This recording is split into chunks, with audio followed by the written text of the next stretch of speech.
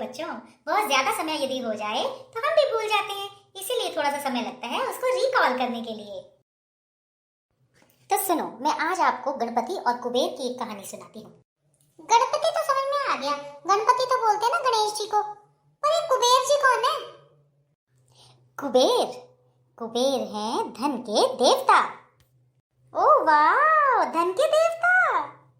वाह, धन के देवता! वाह भाई वाह, मजा आ गया। मतलब डिपार्टमेंट सबके बटे हुए हैं ना? हाँ, डिपार्टमेंट सबके बटे हुए हैं। तो सुनो, गणपति शिव के पुत्र थे। उनका शरीर तो नाटा और मोटा था और सिर हाथी के जितना बड़ा था। इनफैक्ट सिर हाथी का ही था। वे बड़े ही नटखट और हंसमुख थे। चुलबुले तो इतने थे कि एक दिन अपने दांत ही तोड़ बैठे। वे दूसरों को खूब सताया करते थे। जो उनकी खातिर ना करता उसकी नाक में दम कर देते थे। मेरे जैसे ही होंगे फिर तो। तू, तेरे से ज्यादा शैतान कोई हो ही नहीं सकता। गणपति जी भी नहीं हो सकते तेरे से ज्यादा शैतान तो। हाँ, तुम्हारे जैसे ही थे। गणपति जी को भोजन बहुत प्रिय था। उन्हें प्रसन्न करने के लिए लोग तरह तरह की बढ़िया बढ़िया चीजें खिलाया करते थे। कुबेर तीनों लोकों में सबसे अधिक धनी था। वह सब लोगों को जताना चाहता था कि उससे अधिक धन सारे ब्रह्मांड में किसी के पास नहीं है। लोग उसके पास मदद मांगने जाते तो उसे बहुत अच्छा लगता। जाते हैं ना लोग किसी के पास हेल्प लेने के लिए, थोड़ा से पैसे दे दो, थोड़ा उधार दे दो, हम तुम्हें बाद में चुका देंगे। इसी तरह से लोग कुबेर के पास धन की मांग करने जाते थे। तो कुबेर को बड़ा अच्छा लगता था कि वाह, मैं इतना धनी हूँ कि मैं सबको पैसे देता हूँ और सब उसकी मदद करते हैं, सब उससे मदद मांगते हैं और उसके गुण गाते हैं। आगे सुनो। कुबेर हर तरीके से धन खर्च करता था। उसने कई विशाल महल और बड़े बड़े मंदिर बनवाए। वह बड़े बड़े उत्सव करता था और शानदार भोजन करवाता था सबको। राजा महाराजाओं को मूल्यवान उपहार भेजता था, गरीबों को दान देता था। फिर भी उसका धन कम होने की बजाय बढ़ता ही रहता था। एक बार कुबेर ने सोचा कि स्वर्ग के देवताओं को भोजन के लिए आमंत्रित किया जाए। भगवान शिव कुबेर के इष्ट देवता थे। उनकी कृपा से ही वह इतना धनवान हो गया था। एक दिन उसने भगवान शिव और उनके परिवार को न्योता देने का संकल्प किया। कुबेर ने बिना कुछ सोचे समझे तुरंत कैलाश की ओर जाकर शिव जी के दर्शन किए और प्रणाम करने के बाद कुबेर ने हाथ जोड़कर कहा, महाप्रभु, आपने मुझ पर सदा कृपा की है। मैं आपका अत्यंत कृतज्ञ हूँ। आज मैं तीनों लोकों में सबसे ज्यादा धनवान हूँ। मैंने अमीर गरीब दोनों की बराबर सहायता की है। हर तरफ मेरा जो गुणगान हो रहा है वे केवल और केवल आपकी ही कृपा का फल है। भगवान शिव ने कहा, अरे ये तो मैं तुम्हारे मुंह से कई बार सुन चुका हूँ। अब यह बताओ कि तुम यहाँ किस लिए आए हो? कुबेर ने कहा, मैं आपको निमंत्रण देने आया हूँ। आप अपने परिवार और मित्रों के साथ मेरे घर पर पधार कर भोजन ग्रहण करें। मैं आपके सम्मान में ऐसा मजेदार भोजन देना चाहता हूँ जैसा आपने कभी देखा या सुना ही नहीं होगा। कुबेर की बात सुनकर भगवान शिव मुस्कुराए। उन्होंने थोड़ा सा कुछ सोचा और बोला, वत्स, मैं तो बूढ़ा हो चला हूँ। खाने पीने के लिए मैं कहीं बाहर नहीं जाता। कुबेर ने गिड़गिड़ा कर कहा, ऐसा ना कीजिए भगवान, आपको आना ही पड़ेगा। आपको मेरी विनती ठुकरानी नहीं है। मैं आपको निमंत्रण देने इतनी दूर से आया हूँ। यदि आप सचमुच ही नहीं आ सकते तो कम से कम देवी पार्वती और बच्चों को भेज दो। भगवान शिव ने कहा कि पार्वती तो नहीं जा सकती, उन्हें कुछ काम है, पर मैं ऐसा करता हूँ कि अपने छोटे बेटे गणेश को तुम्हारे घर में भोजन के लिए आने के लिए कह दूंगा। कुबेर ने अपना मुंह लटकाया, सोचा कि सारा परिवार आता तो अच्छा रहता, मैं अपने भोजन की व्यवस्था दिखा के इनको बहुत ज्यादा इम्प्रेस करता। पर उन्होंने कहा, चलो कोई बात नहीं भगवान शिव, आप गणेश को ही भेज देना। आगे आगे क्या हुआ दादी? कहानी में अब आएगा ट्विस्ट। आगे कुबेर ने इतने बड़े और शानदार भोजन का आयोजन किया जैसा पहले कभी किसी ने देखा या सुना नहीं था। वह चाहता था कि भोजन ऐसा हो कि लोग वाह वाह कर उठें। असल में उसको अपनी वाहवाही करवानी थी। मालूम है भोजन के लिए कितना बड़ा कक्ष बनाया गया? बहुत बड़ा, इतना बड़ा कक्ष जिसमें हमारे 4 घर आ जाएं। हैं?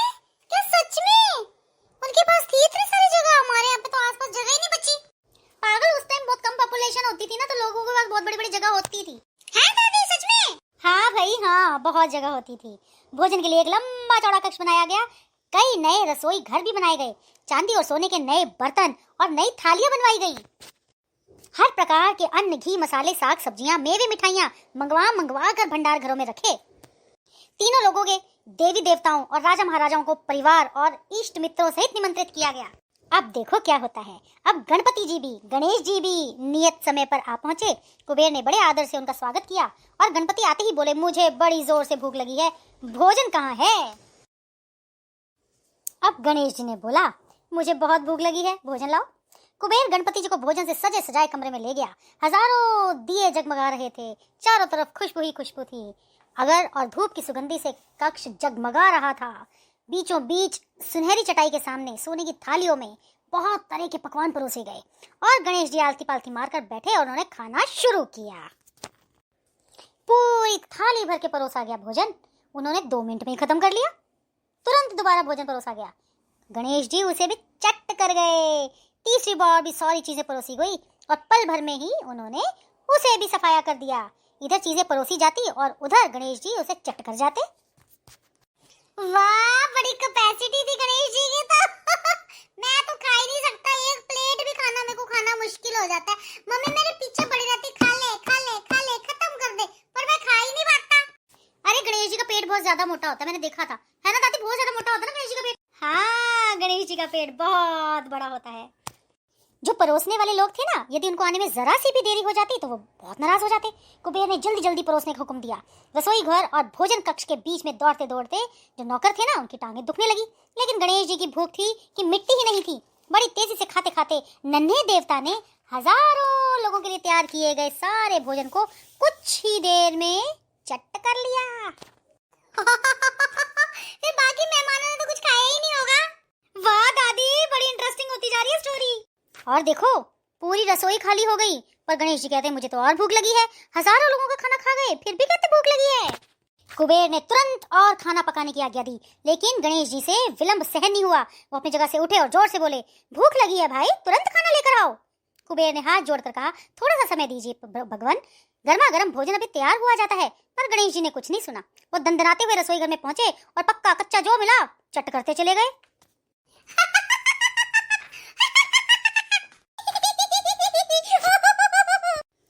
अब कुबेर लाचार खड़ा था। गणेश जी उसे महल की ओर ले गए।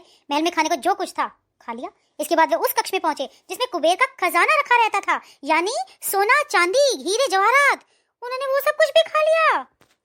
हाँ भैया, ये तो ज्यादा हो गया, अब ज्यादा हो गया दादी।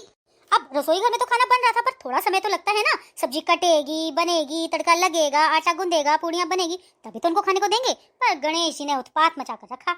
उन्होंने कहा मेरी तो भूख अभी भी नहीं मिटी। उन्होंने कुबेर से कहा, तुमने मुझे अपने घर में न्योता क्यों दिया था? मेरा पेट अभी भरा ही नहीं, अब मैं तुम्हें खाऊंगा। यह कहकर गणेश कुबेर की ओर लपके। कुबेर डर गया और लगा भागने। गणपति उसका पीछा करने लगे और दोनों दौड़ते दौड़ते कैलाश जा पहुंचे। गणपति ने जाके अपने पिताजी को शिकायत लगा दी। उन्होंने कहा शिव शंकर जी से, कुबेर ने मुझे भरपेट खाना नहीं खिलाया, मुझे और भूख लगी है। गणेश जी ने कहा तुम अंदर जाकर अपनी माँ से ले लो। और ये सुनते ही गणेश जी चुपचाप वहां से चले गए। देखो, वो अपने पापा की बात मानते थे ना, उसी टाइम चले गए। अब कुबेर का घमंड चूर चूर हो गया।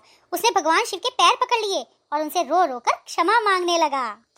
ओह माय गॉड, बेचारा लुट गया पूरा। हाँ सच में दादी, जो उसका अपना खजाना था वो भी खत्म हो गया, हीरे जवाहरात वाला, खाने पीने का भी खत्म हो गया और अपने गेस्ट के सामने इंसल्ट भी हो गई। हाँ, तो इस कहानी से तुम्हें क्या शिक्षा मिलती है? कि घमंडी का सिर नीचा होता है। कभी भी अपने किसी भी तरीके से अपने ऊपर घमंड मत करो, कभी भी मत करो, हमेशा झुक के चलो। तो कैसी लगी कहानी? बहुत अच्छी लगी दादी। चलो चलो दादी, बहुत सुंदर कहानी सुनाई आपने। अब हम सोने जा रहे हैं। Good night. गुड नाइट मेरे बच्चों, बाय बाय।